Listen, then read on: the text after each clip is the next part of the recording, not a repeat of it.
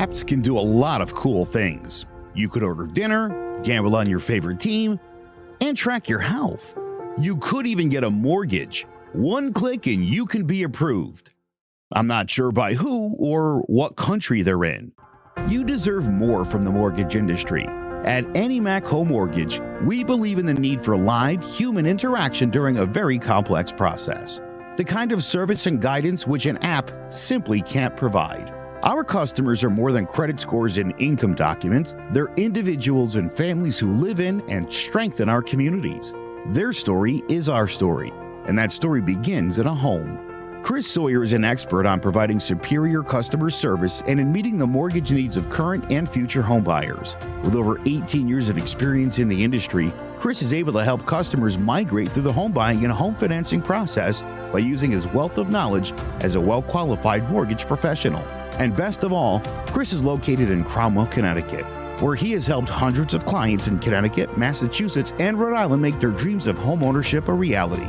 Visit chrissawyer.any-mac.com. Email him at csawyer@any-mac.com or give him a call, 860-878-8730. Chris Sawyer, NMLS number 39345, corporate NMLS number 338923. AnyMac Home Mortgage is an equal housing lender. American Neighborhood Mortgage Acceptance Company, LLC. DBA AnyMac Home Mortgage. LoFi Direct. Connecticut First Mortgage Correspondent. License lender. Broker number ML 338923. Massachusetts Mortgage Lender and Mortgage Broker License number MC 338923. Rhode Island License Lender. License number 201128110L. Call for additional details.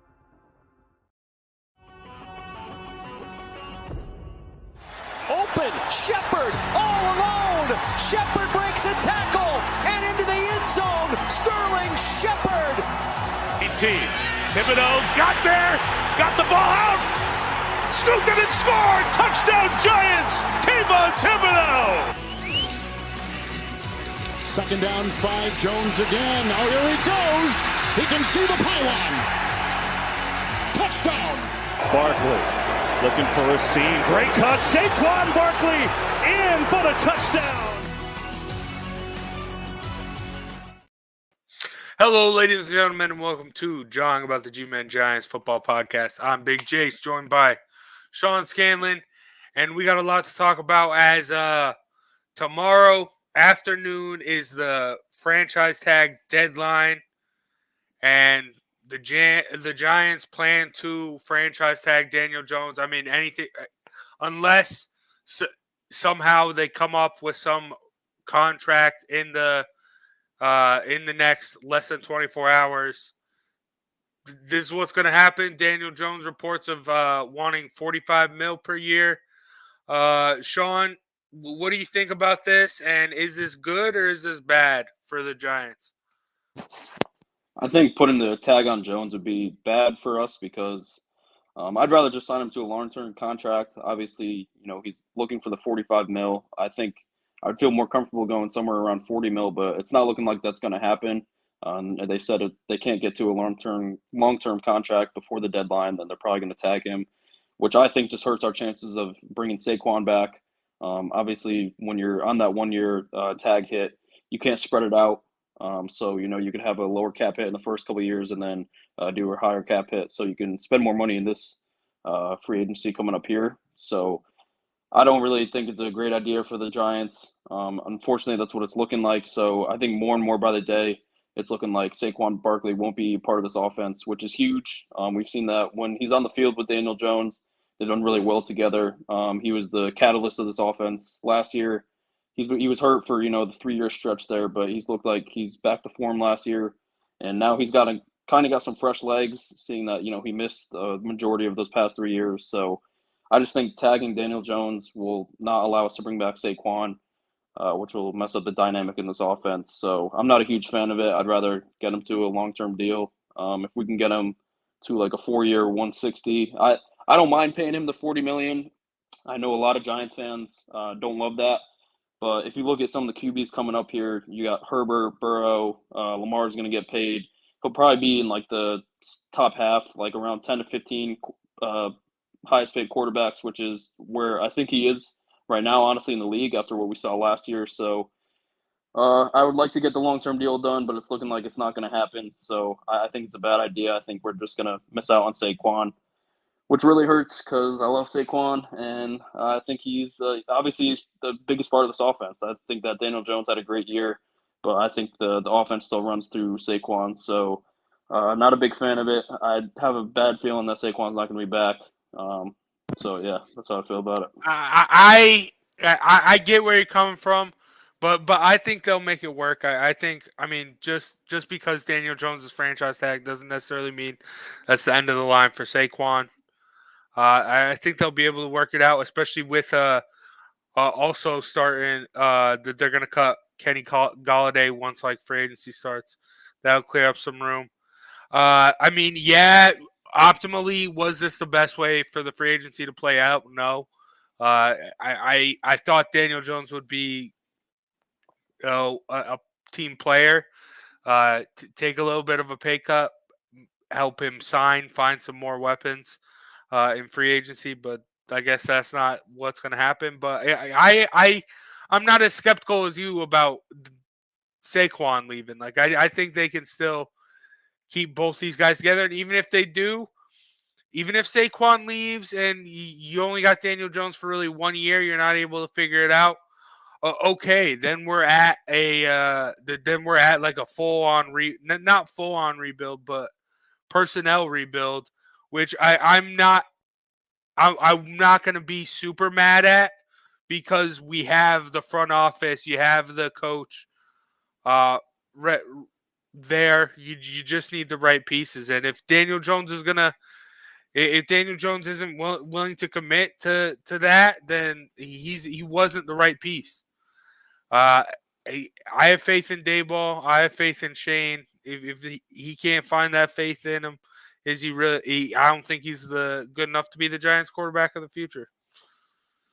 I mean, I believe in Daboll and Shane, definitely. I think what Shane did last year with having no cap space and bringing in all these guys that were pretty much on the streets was incredible. Now that he actually has some money to spend, I think that we're definitely going to see a much more deep roster this year. I think we do have some talent from our starters, but if we have to go in and get another quarterback after next year because we can't get to a long-term deal with Jones, then I think that just sets us back even further. I still have belief in Daboll and Kafka, even with a rookie quarterback and some names that are not familiar in this offense. I think they can get the job done.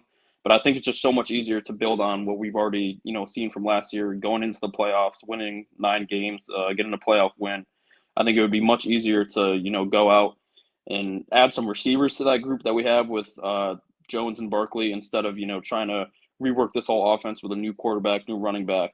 I think it just sets us back a little bit. So that's why I wanted to get the long-term deal done with Jones, and then maybe tag Saquon. I don't know why they're so against tagging Saquon. It makes a lot of sense. You only have to pay $10 million for next year, which is I think a bargain for Saquon. He's looking for 14 mil. The Giants won't go north of 12 mil, it's looking like. So I just have a bad feeling that negotiation is not going to get done, and that Saquon's going to hit the free market. And then once he gets to talk to other teams, I think there's definitely a team out there that will be willing to pay him, over that 14 mil, because there's a lot of teams in this league that would want a playmaker like Saquon Barkley on their offense. So I just think this it could be a domino effect if, we end up tagging Jones and then not bringing Saquon back. I think it could just hurt this offense moving forward, but we'll see how it plays out. Obviously, I want Saquon back. I just don't know if the negotiations are going to go well, and we'll see what happens. But I do believe in Shane that they can get there. It's just not looking great right now from all the reports I've seen. So fingers crossed that Saquon's back.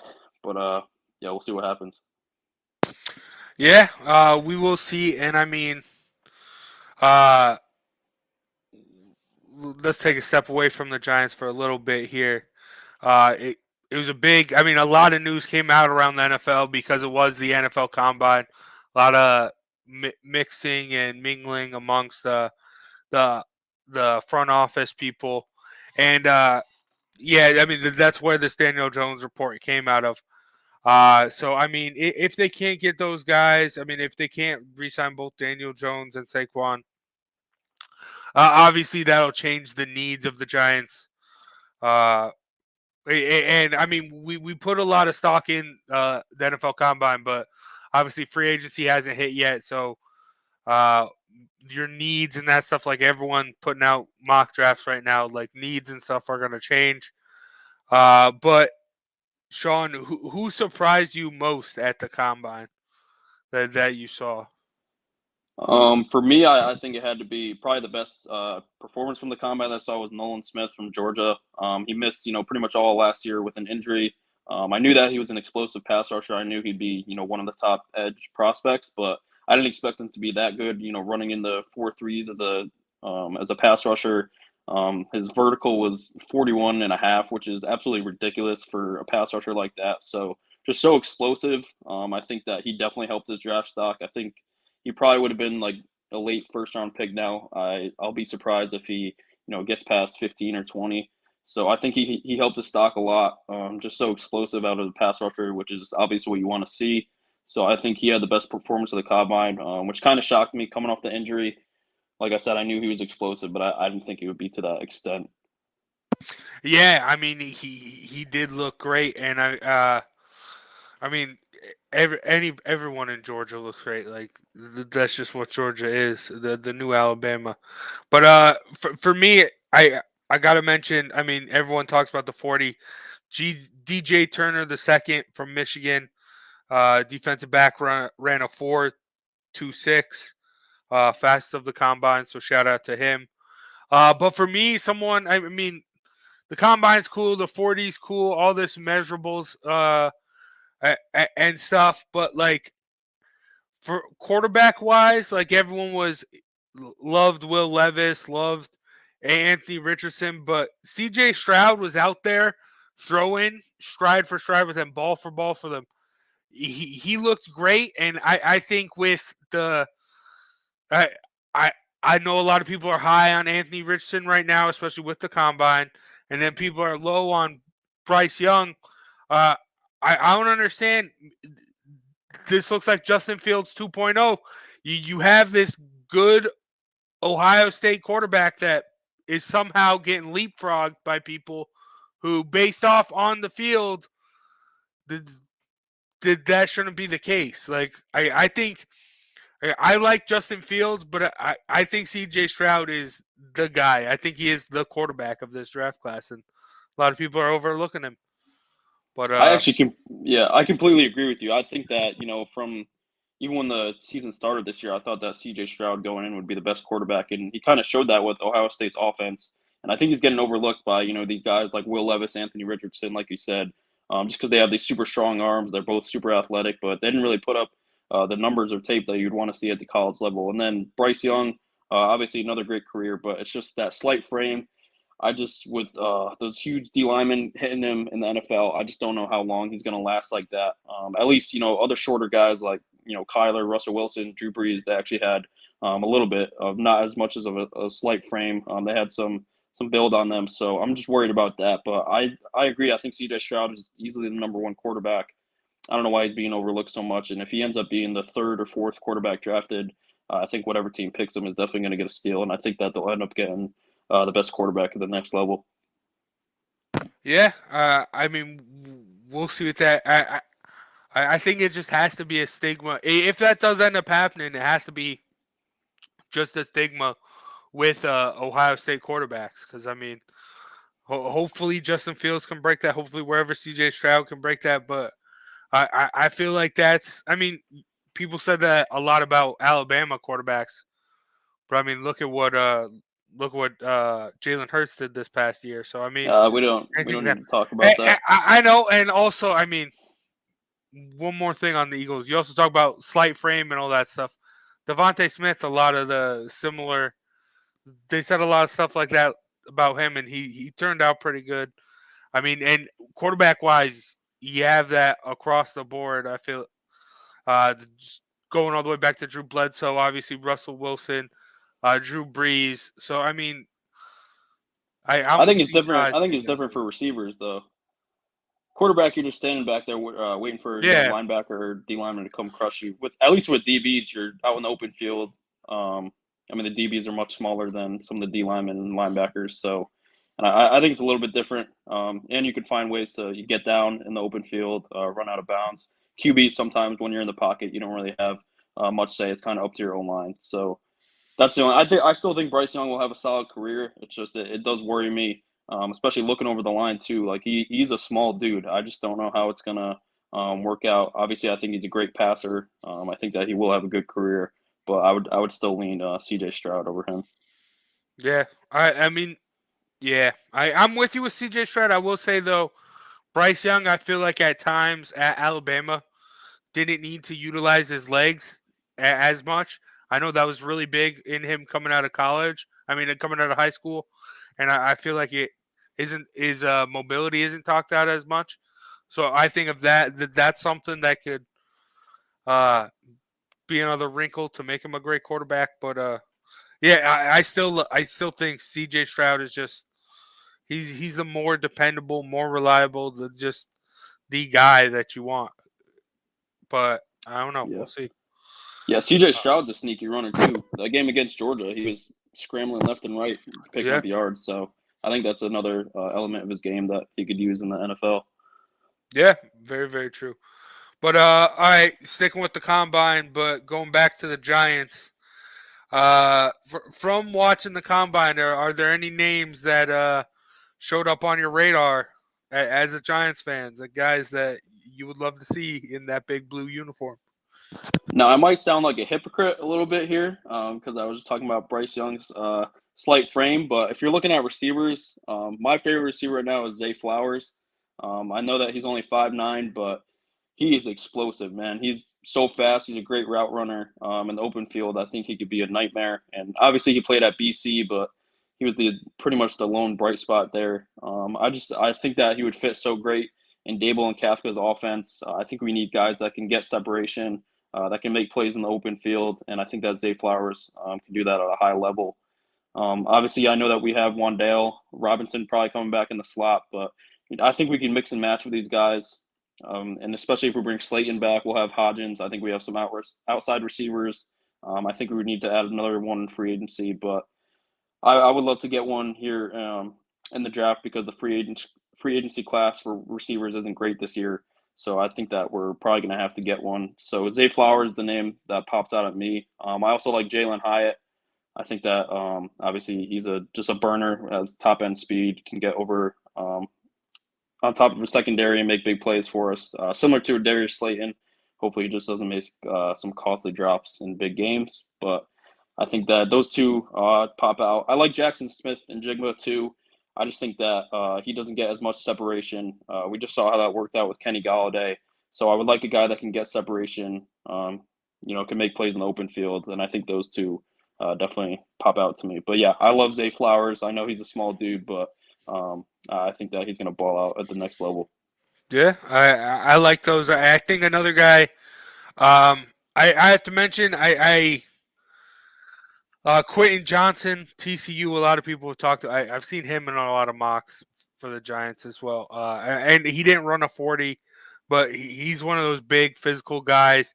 He can go up there and get you the ball. It's something the Giants have never really had. So I think that's another guy that'd be interesting what Dayball can do for him. Yeah, I had Jalen Hyatt as well. He's great, speed demon, getting separation.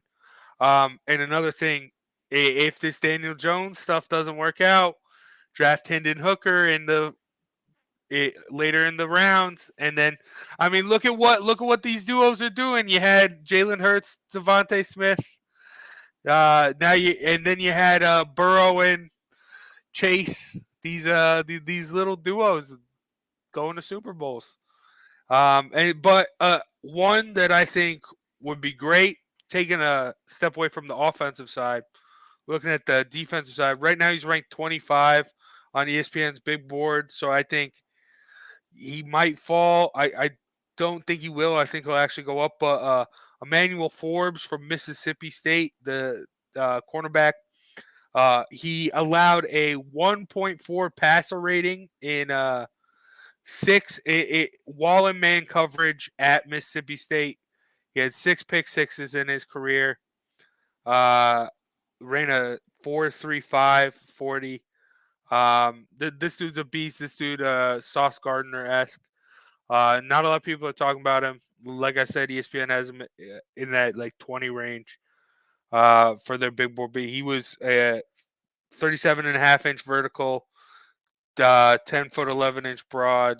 This dude's a freak, and I think that this is a guy lot of people are sleeping on right now, but I think he could like top up and like Sauce Gardner last year, like just end up being one of those top picks. But if it stays like this, I think the Giants should keep an eye on him. I know what's his name, Christian Gonzalez from Oregon. A lot of people like him as the top DB to go off.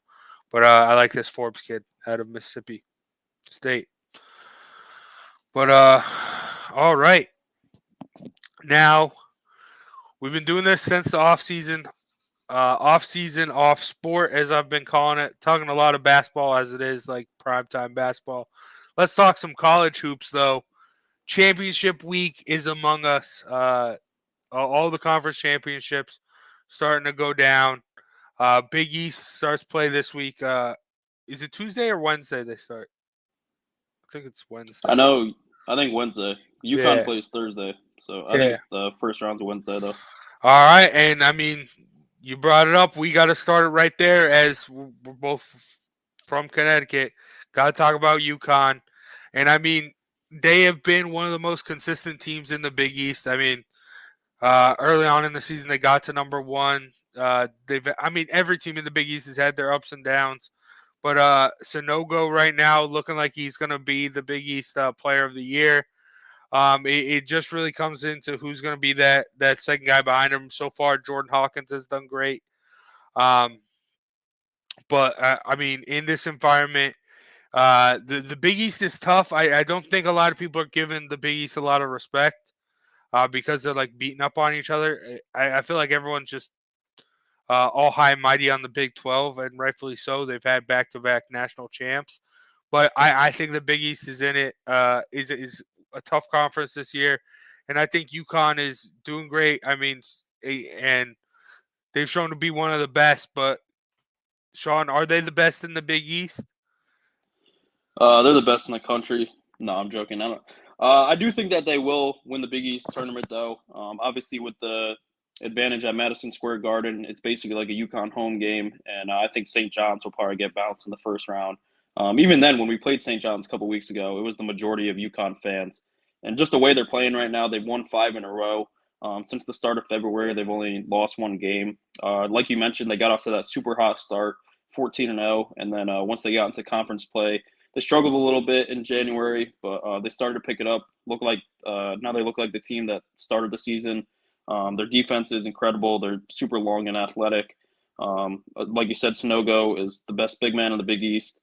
Jordan Hawkins, when he gets hot, he's one of the best shooters in the country. And then you're getting contributions from, the freshmen, Karaban, Klingon. Andre Jackson is a great glue guy. He's a great facilitator, great rebounder as a guard, a really good defender. So I like this team a lot. They're peaking at the right time for sure. So I think that they'll go out and win the Big East. Only team I'm really worried about is Marquette. They have a really good offense that could, put up a lot of points on you. And then Xavier has really good guard play. They have some good men down low too. So those are the two teams I worry about. I don't buy into the hype with Creighton. I don't really think that they're that good, honestly.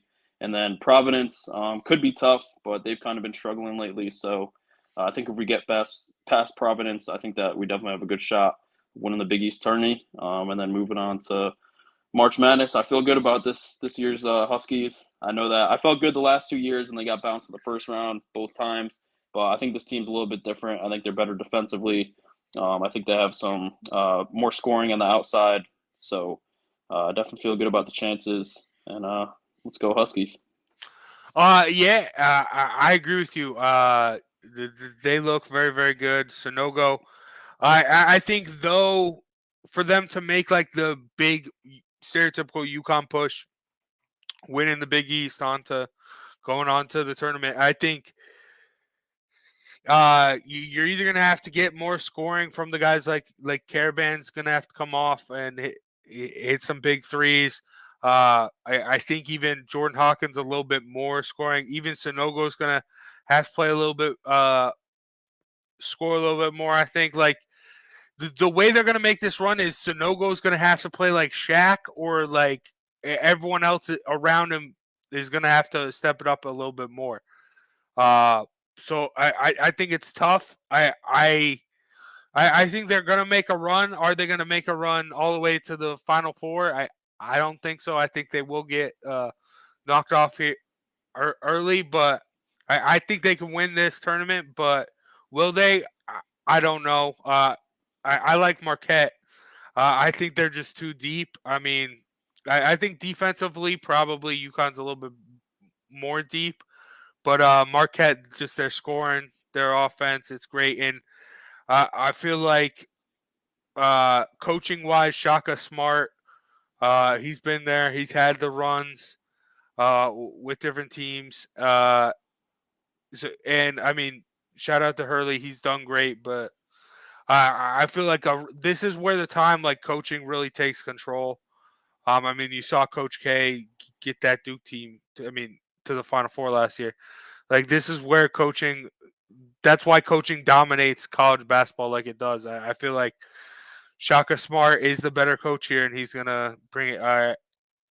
But I don't know about – I would say Creighton's probably the third. I'd take Creighton over Xavier, though, as that third team. Because, I mean, well, you're not buying the hype. They're okay.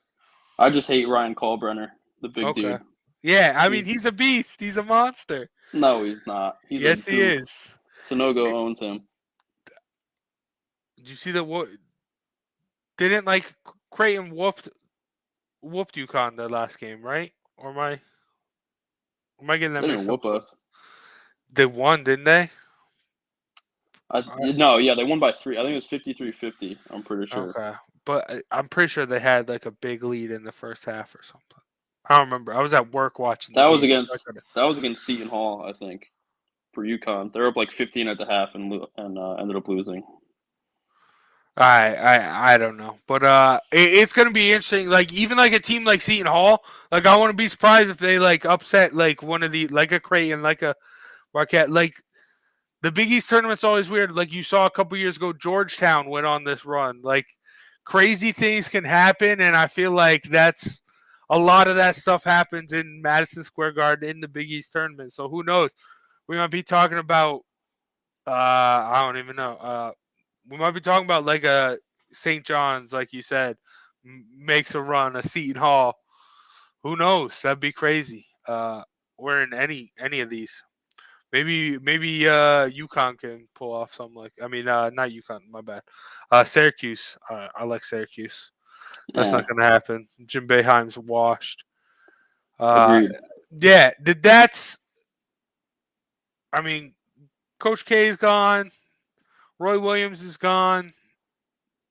Jim Boeheim, you're next. Yeah, it's time to move on, Jimmy. Yeah, it's been time to move on for a while, dude. The 2-3. That's just crazy. I know you got your one championship in your 45 years. Great job. I think it's time to move on, old Jim boy. Yeah, and who knows? A lot of stuff can happen. I'll tell you though, dude, I'm all in on Bama this year though. Brandon Miller's. I know optically it's not good. I know it looks bad, but I mean, for the media, for everyone to be staring at you, with all the allegations and that stuff going on, and for you to go out that night and drop 40, that's a cold-blooded killer. That's the wrong choice of words. Okay. That's a monster. And Brandon Miller. I know Nate Oates is stupid, and but I know he says a lot of stuff, but I think Bama's for real though. I'll say that. I put a little bit of money where my mouth is there. Nuggets and Bama right now. That's what I got futures on. Nuggets ones look good. Hey. Yeah. You and Zay were clowning me for that at the beginning of the year. I gotta see it to believe it with the Nuggets. Hey, I could cash out right now and make a lot of money, but no, they're winning the finals. But all right. That's gonna do it for John about the G-Men today. Thank you, Sean, for joining me. Thank you, Chris Sawyer and Annie Mac Home Mortgage for sponsoring today's episode. And always, thank you, Clovercrest Media, for sponsoring today's episode as well. Make sure you check out clovercrestmedia.com for a bunch of other great podcasts. For myself, Big Jace, and Sean Scanlon, see you next time for more John about the G-Men. open. Shepard all alone. Shepard breaks a tackle and into the end zone. Sterling Shepard. Thibodeau got there, got the ball out, scooped it and scored. Touchdown Giants. Kayvon Thibodeau. Second down, 5. Jones again. Oh, here he goes. He can see the pylon. Touchdown. Barkley looking for a seam. Great cut. Saquon Barkley in for the touchdown. Hello, my name is Joe Aguirre. I'm the president of Clovercrest Media Group. And here at CMG, we have a wide variety of podcasts, including sports shows like Keys to the City, The Roll Call, Throwing Jabs, All Four Downs, and Jawing About the G-Men. And great true crime shows like Sticky Meat, Crimes and Consequences, Ivy League Murders, and Bird, the unsolved murder of David Eichmann. You can find all these podcasts and so much more by visiting Clovercrest